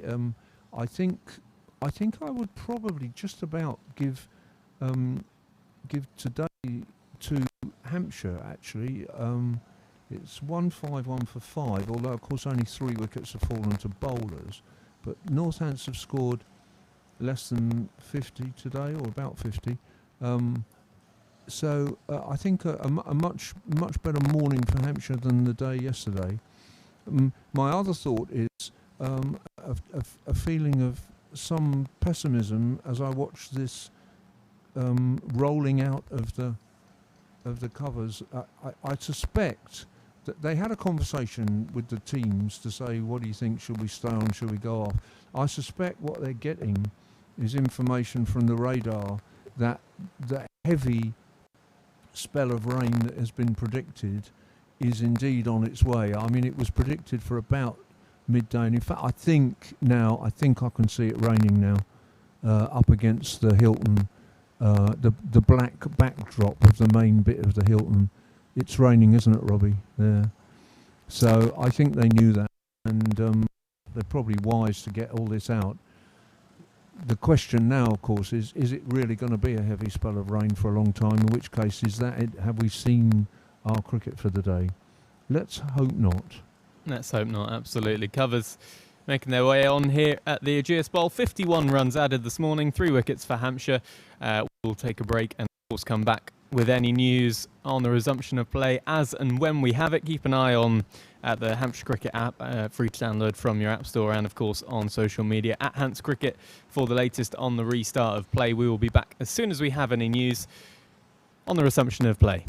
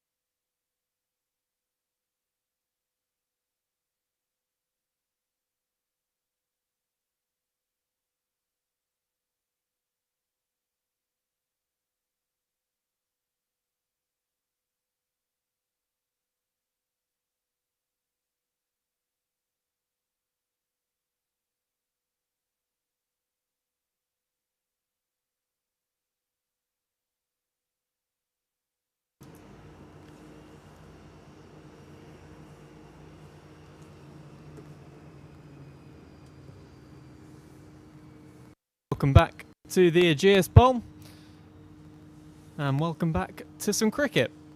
Day 2 of this friendly between Hampshire and Northants, and as you can see, the players making their way back out to the middle. You'll see that there's been a change around. We'll bring you up to date with that in just a second, just to go through where we are so far in the game. Hampshire won the toss, batted first, and they declared yesterday at tea on 81 for 5, and then Northamptonshire went into bat for yesterday evening session and this morning session, and they declared over the course of that rain break on 151 for 3. They added this morning 51 runs for 3 wickets. They have a lead now of 70, and Hampshire are going to bat in their second innings, so going to get underway in just a moment or so time. We've had a lot of rain in the last couple of hours or so, but it has dried up. We are, fingers crossed, going to get a good session or so of cricket now, a good few hours potentially, with some clearer weather by the looks of things away to our left. So Northants out to bowl again in their second innings. Plenty of hand warmers and gloves and bobbly hats out there for sure. And at the crease for Hampshire, Joe Weatherly and Ian Holland, who scored just 2 runs in them in the first. Hampshire looking to get things back underway after that interval. Robbie James here on the Hampshire Cricket App and ageasbowl.com, joined by Hampshire historian throughout this game, Dave Allen. Dave, I wasn't sure we'd get any more cricket, to be honest with you. Well, I thought when we had the heavy downpour right at the start, just after they'd gone off at 11:30, I thought we wouldn't. And there was a rumour that they were going to call it off, but everything's cleared. The ground staff have done their job. And there are 2 batsmen out in the middle who need to get some runs under their belt.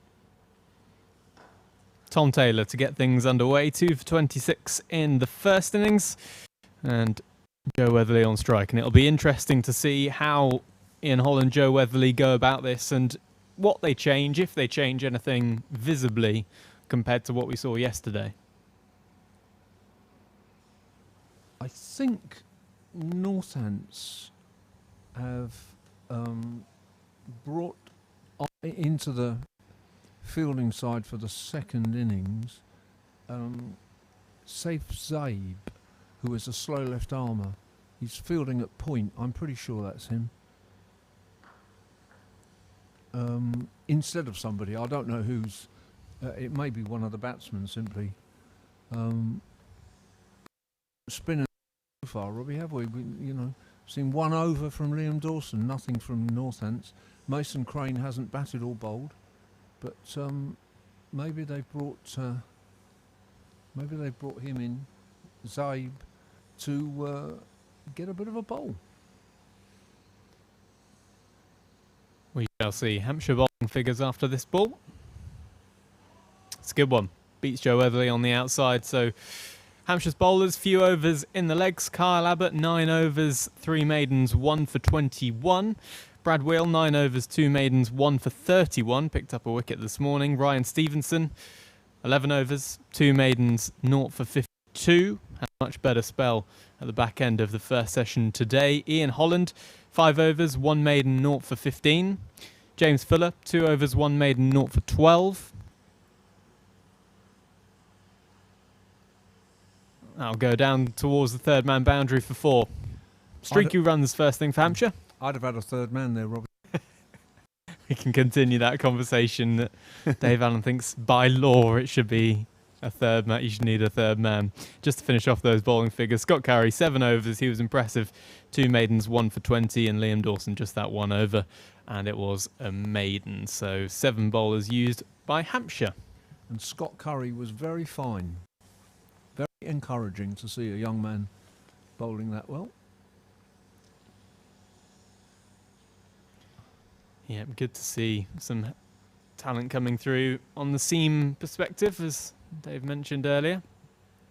Good to see for sure.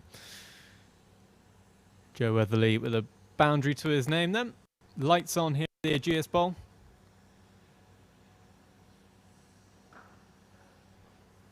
Would you have a different mindset to opening the batting now to what you did yesterday, Dave?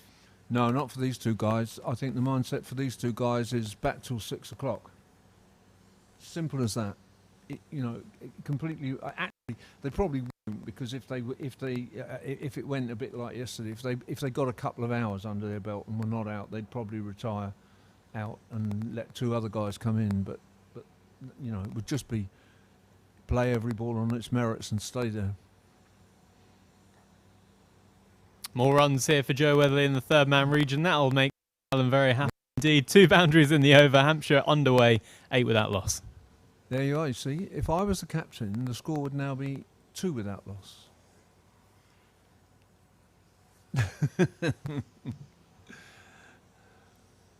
They both played along the ground. They weren't chances to slip or anything like that. And, in this early season when the ball's nipping about a bit, as far as the batsmen are concerned, it's absolutely fine. So that's not an issue for me. Would you like me to set up a petition? Would you like me to set up a petition for you? Set up a position? That's an idea. Yes. Yes. I think it got a lot of signatures. Yeah. I suspect a lot of people of around my age. It seems to me nowadays to be a kind of age thing, really. That I don't know, maybe not. But anyway, Ian. The first thing for Ian Holland is to make sure he doesn't get a pair. But I think Hampshire would love to see these guys just bat and bat and bat, so they feel okay. We've got an opening partnership, because we haven't really, since Adams and Carberry, which is some time since they both went, we haven't really had an opening partnership. Gareth Berg opening the bowling from the pavilion end of 2 for 18 in first innings. Bob well. That's an interesting choice, isn't it? Sanderson was very good, but whether they've given him a rest?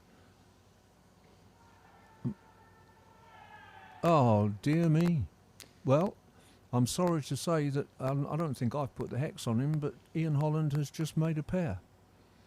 Yep, some inward movement both off the seam and in the air there from Ian Holland. That is a frustrating one. A bit of extra bounce maybe as well. Just clipping, I think, the inside edge or maybe even the inside of the glove onto thigh pad. Spooned up into the air. Hampshire lose their first. They're 8 for 1. Just having a look now. Well, plays a bit tentatively forward. Doesn't get well forward to it really, but it wasn't an awful shot. He just, and it just balloons up. Don't know whether it did it go straight off the bat, or did it go bat and pad, which made it balloon up? Because it didn't. It seemed to me not to go quickly enough to have come just off the bat. But I mean that's a desperately unhappy experience for Ian Holland, who's made a pair in the match. But it's also a desperately worrying situation for Hampshire, with one pre-season friendly left, that they've got. That they've opted for Holland, who opens the batting off and on. There've been a number of people in this side who they've tried as openers. Felix Organ had a good time as an opener at one point. Even Lewis McManus at one point, which I thought was a bad choice for 2 reasons. Firstly, I didn't think he was an opening bat, and secondly, he's actually a very valuable player at number 7. So they will be worried that they have no evidence that Joe Weatherly's opening partner is a certainty. Whether they will, I suspect they would give Holland another go against Sussex, but they might bring Felix Organ in. Lewis McManus, wicketkeeper batter for Hampshire, in at number 3 to try and get some time under his belt at the middle. And he's solid in defence. And in a sense, he's almost opening the batting, isn't he? In the second over. Certainly is. Of course, we mentioned yesterday he made a real name for himself, making his first debut in one of these games, Cardiff MCCU. They played against in 2014. Lewis McManus with 2 centuries in both innings. For the Dorset man, 44 first-class matches, just over 1,500 runs, 27 apiece.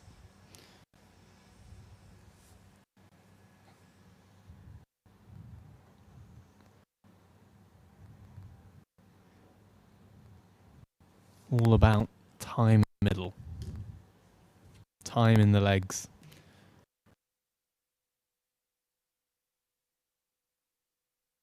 Has had his spell at keeper today, and now McManus is batsman, and wonder who else they will look at.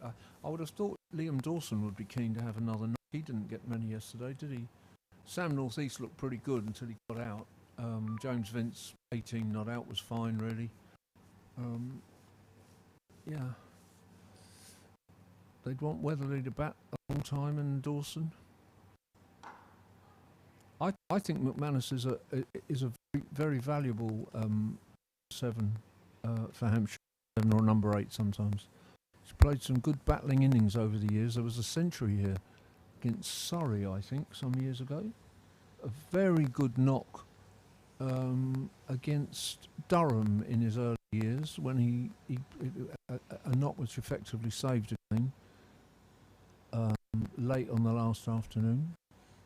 The first time I saw him get some runs was at Headingley. We were getting absolutely stuffed by Yorkshire. It was a long way to Hampshire get stuffed, to be honest. But he cheered me up a bit by battling away in the second innings. Late movement away from Weatherly there, through to the keeper. Adam Rossington, yeah, we saw. Lewis McManus is, again, he's one of those fighting cricketers, isn't he?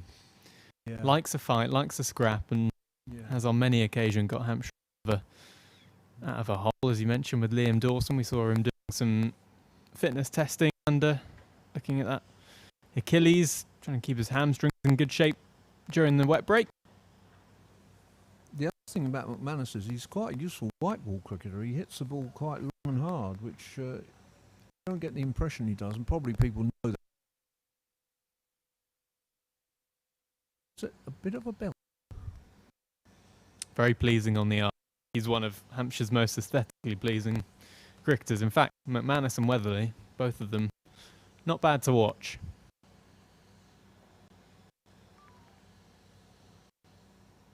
Again, a little bit of late movement. It's gone past Weather. Not as much as we've seen when he was opening up in the first innings of the first day yesterday. But still something there for the bowlers. We've seen that throughout this game. We were saying actually in the interval, in general, quite a good contest between bat and ball on this pitch, because I think we have seen a couple of nice shots on the up, trusting the bounce and the pace of the pitch, but there is also, of course, that movement for the bowlers to keep the batsman's technique honest. So it's probably what you want, really, from a pitch in pre-season, trying to challenge both bowlers and batters. It's loose from Weatherly. Again, away movement, just driving him into that shot. And, of course, in the first innings, he was bowled by one that came back into him outside the off-stump that he let go and knocked his off-stump out of the ground. So that'll be in the back of his mind, you would have thought, to an extent. Northants folks are tuned in and listening and wondering about Sanderson not opening the bowling. I have a feeling he's not on the field.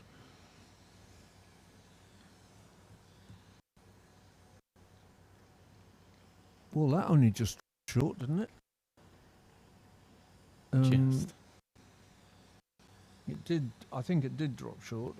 Alex Wakely at the second slip took it and looked as if it just stung his hands. I'm just going to see if I can see that back on my delayed iPad screen. Oh yeah. More runs through, man. More runs to make Alan happy. Good way to end the third over for Hampshire. 12 for 1. And I think we can safely say that one thing you don't want to be doing this afternoon is fielding in the slips, Dave. Yeah. I think it is it's freezing. We had a tweet through. You can come and say hello at Hampshire Cricket if you want to get in touch. A tweet through from Sway Cricket Club.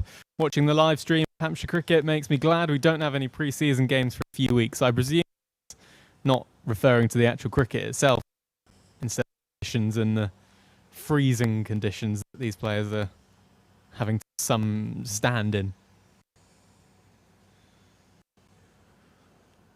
That it wasn't a chance for Wakely. It did it went low all the way and was well in front of him, but it just stung his hands for sure. So 4 over Berg to bowl, and a score of 12 runs so far, and all those runs have gone to third man. What should the score be, Dave? In my imaginary game of cricket, it would be 3 for 1. And in fact, not only would it be 3 for 1, actually, because they'd been taking singles to third man, Ian Holland might not have faced that ball that got him out. So essentially, having a third man is going to benefit everyone. It'll benefit batters and the fielding. Somehow you've done well there, Dave. I'll give you that. Yeah, no doubt about it. We could probably get sponsors for third man, and we could give the money to the National Health Service as well. You see, I mean, it could just be absolutely perfect, wouldn't it? Sponsor your third man at your local club. Oh, he looks a bit keen on that, but he's not. Maybe just going down leg. More movement off the pitch. It's just coming in. Yeah, just going down the leg side of Lewis McManus. He's bowling very well, that Gareth Berg. Gets a chat from the umpire. Doesn't look too perturbed about the fact that he didn't get it, but who knows? Right on cue. Tweet from Ali Berg. Good to see Gareth earning his roast. Yeah, probably going down. Just bowled it a bit wide, so it was going in towards the batsman and probably going down. Very good afternoon to Mrs. Berg and everyone Northampton, Hampshire following. At Hans Cricket, if you want to say hello. Is she there? Yeah, good to see Gareth earning his roast. Oh, hi. Lovely to hear from you. He's doing very well. And he said hello yesterday when he walked past and looked very happy. You'll be pleased to know. So he's having a good game.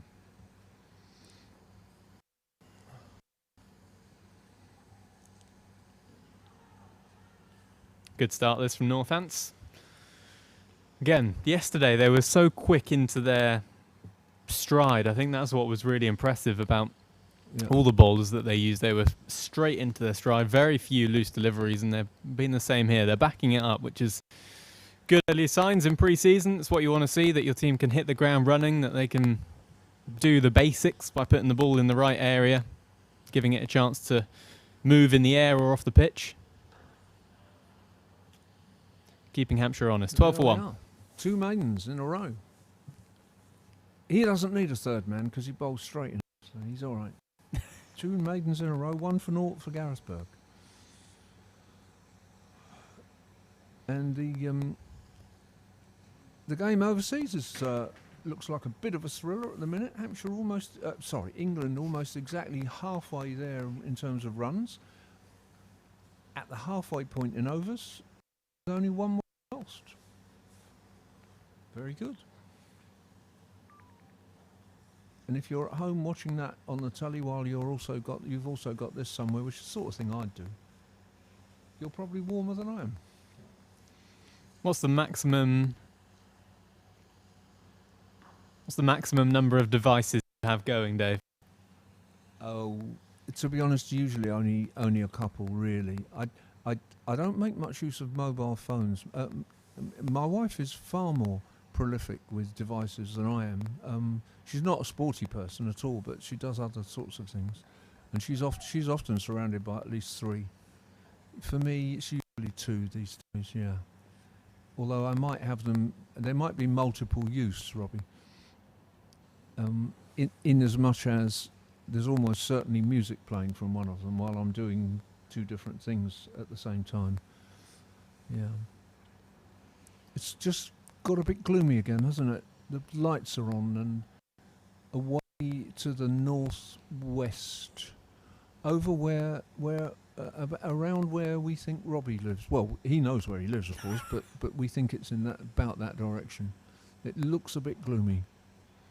Brighter to the Hambledon direction.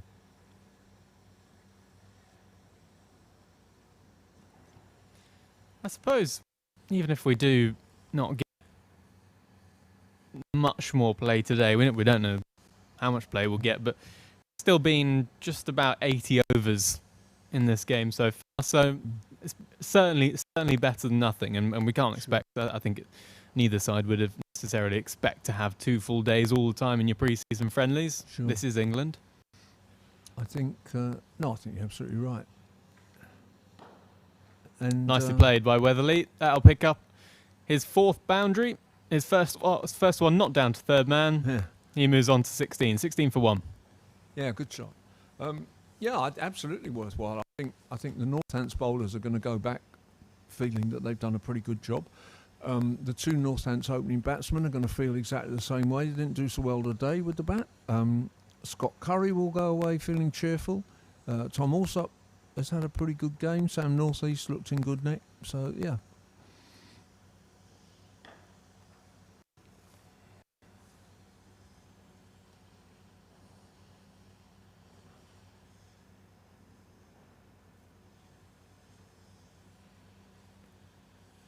Yep, certainly good to see a run out. Hampshire, of course, back in action next week, taking on Sussex here at the Ageas Bowl on Thursday. We'll have coverage of that game. Northants with an intra-squad game next week as well. Chance to prepare for April the 8th when things get underway. Northants have also got a game against Leicestershire. So, I mean, I don't know whether it's simply that they've advertised their intra-squad game, and Hampshire probably... Hampshire will presumably be doing something Monday, Tuesday, whatever, but might not be intra-squad. It might just be, they might just be having nets or something. But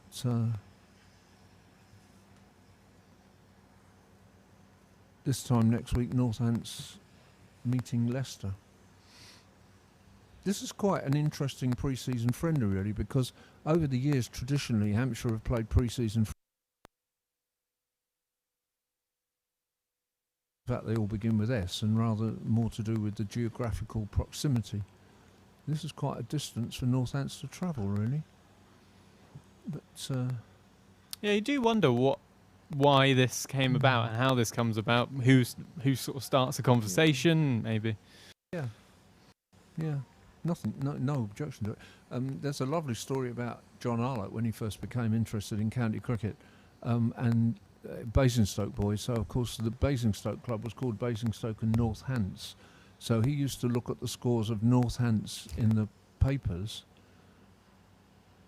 and thought it had something to do with Basingstoke, which is rather charming, and of course it didn't. The skies filling in to the west, and the ground staff, who've certainly worked very hard through this game, are accumulating around the covers. And I just wonder, I think if it was to happen that we didn't see much more and it did rain, it would... Good shot, well fielded, and Gareth Berg concedes a run. 2.3 overs, 2 maidens, 1 for 1. I think if we didn't get much more and it did pour with rain, Ian Holland would have the right to feel a little hard done by, really. I think he was a bit unlucky with that dismissal. The way that it ballooned up. It wasn't a classic nick. There's certainly a bit of movement from Gareth Berg, so he deserved a wicket, there's no question about that. I think maybe Ian would feel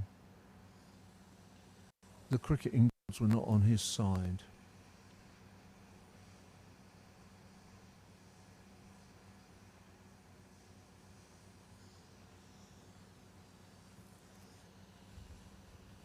Yeah, he'll be one of those batters that will be looking for more time next week, for sure. For sure.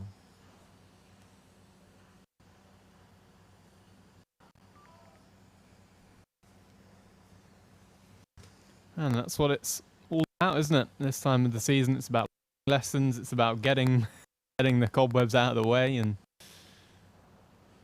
more than anything, just trying to remember processes that maybe you just got out of habit over the winter. Good late movement again from Gareth Berg. Another good one. 17 for 1. He's bowling beautifully, and off they come, and on it comes, and I think they probably know. In fact, it's raining. I got a feeling this time we really might have seen the end of the cricket for today. They were in no doubt about that, and there is I can see just a bit of rain in the air now, and the sky filling in very quickly. So 17 for 1, Weatherly 16 not out, McManus 1 not out, Gareth Berg 3 overs 2 maidens 1 for 1. Well, very well. What we'll do, Dave, is we'll have a little chat in just a minute, if that's all right with you, if you're okay to stick around. Quickly take you through the scorecard from the game so far. We'll bring you up to date with things. So that's where we stand. Hampshire are 17 for 1, had 6 overs in their second innings. 1 wicket for Northants. Gareth Berg got Ian Holland done, luckily caught inside edge onto his thigh pad and then popped up to Taylor. He made his way for a pair. Joe Weatherly 16 not out, 4 boundaries to his name, and Lewis McManus 13 balls for just the 1 run. A little reminder where we are in the game. Hampshire in their first innings, 81 for 5 declared after 25 overs. Northants in reply, 151 for 5 in 44 overs they declared over the course of the rain break that we had. Kyle Abbott picked up a wicket, Brad Wheel as well, and Scott Curry, all in the wickets for Hampshire in that innings. And then, as we mentioned, in the second innings, just kicked off for Hampshire, managed 6 overs, 17 for 1. We will keep you updated as to whether or not that is the end of play, if we find out shortly or not. So we've seen, as we mentioned, just over 80 overs of cricket over the last day or so. Let's start with Hampshire, Dave. Would you say that the challenges that have been presented to them over the last couple of days will help them going forward? Well, there is that notion that anything that doesn't kill you makes you stronger. So, yeah, I mean, I'm sure.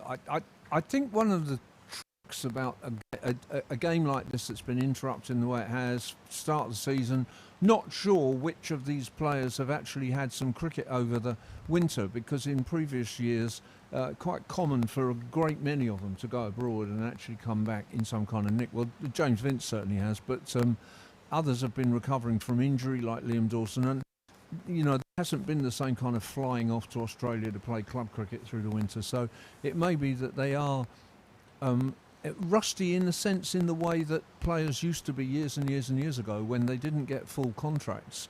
And I've got some lovely photographs actually of Derek Shackleton, for instance, was a baker for Marks and Spencer's. Jimmy Gray worked on a telephone exchange and was then a school teacher. Peter Sainsbury doing some kind of reception work. That's what used to happen, and then they had to work hard to get back into the swing of things. Well, I think that's probably the case. It is pretty heavy now, incidentally. I think that probably is the case now, that quite a lot of these players, because of the COVID restrictions, haven't played anything like the same amount of cricket, even if they've been in the indoor nets. They're a bit rusty. Then you get a bit of bad luck, and I think perhaps Ian Holland hasn't had a lot of luck, although he's been done twice by the moving ball. And then you've got to start playing catch up. There isn't a lot of time, is there? Ryan Stevenson is another one who struggled a bit with the ball, got whacked about. There isn't a lot of time when you are a member of a quite large squad. You think about 1973 when Hampshire won the county championship, and with the exception of one Sunday league game, 13 players in 4 competitions and won the county championship. 13 players. Well, in a normal season nowadays, you see 13 players in the first 2 games probably, and that's without white ball specialists and the like. So there isn't much time nowadays for people, to make their claim if they're not. We know they're nailed on certainties, don't we? Weatherly will open without any doubt. Vince will be there, North East will be there, also certainly. McManus will be there, Kyle Abbott will be there, and so will Mohammed Abbas, because you wouldn't pay for him and not pick him. But then there are other players, quite a lot of them bowling all round. Fuller, Holland, and somebody else whose name's completely escaped me at the moment. Brad Wheel, who's a pace bowler rather than pace bowling all-rounder. Those guys, Ryan Stevenson, you know, those guys are probably vying for 2 places. You know, if Abbas and Abbott are both here, and Curry has actually, he's kind of pushed in between all those guys. Actually, he's said to Stevenson and one or two other, Fuller and maybe even Holland, well, actually, I'm here now, and you know, look what I can do. And then there's a question mark always about Mason Crane, who I would always pick, but maybe they won't. I don't know. Yeah. As for Northants, we've seen, certainly they were impressive with the ball yesterday. We've seen a sharpness to Northants, I thought, that we saw yesterday and that we saw glimpses of today. They started well in that second innings. What did you see from Northants that you especially liked, and what do you think that they will have got out of the last couple of days? You'd say that they have appeared to be more match ready than Hampshire at the moment. Now I don't know. It's 80 overs. You know, there's no suggestion there that Hampshire guys haven't been trying. I'm absolutely sure they have been trying, but there's something about the way they've approached it, and you've said on a number of occasions the bowlers just hit the straps from the start, really, almost all of them, really. And Taylor, I think, was the only one who perhaps was a little expensive. So they went from the start, and again, opening batsmen, they just went from the start and did the right thing. I have to say that both sides have looked okay in the field, so I don't think there's been any slackness. But it's just the same thing that you say often in football games, where you know suddenly you just think that one team's not quite delivering and the other team's really up for it, and it was just it's felt a bit like that. But I doubt, you know, if you were to finger any of the individual Hampshire players and say, you know, were you up for it? The answer would be yes, they were, and in some cases it just didn't come off, or they were a bit unlucky.